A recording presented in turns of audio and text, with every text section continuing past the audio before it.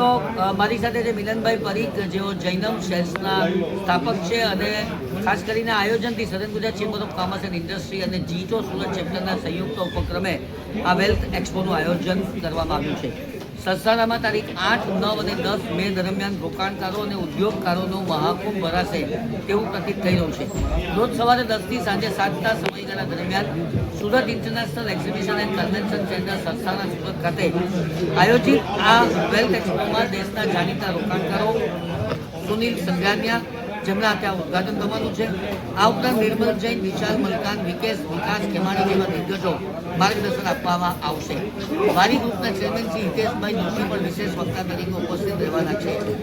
MSME, startup અને વ્યક્તિગત રોકાણકારો માટે સંપત્તિ સર્જનની સુવર્ણ તક અને એસેટ મેનેજમેન્ટને સમજવાની ઉમદા તક ચેમ્બર ઓફ કોમર્સ અને જીટોના સંયુક્ત ઉપક્રમે આ વેલ્થ એક્સપો દ્વારા પ્રદર્શિત કરવામાં આવી છે. આભાર.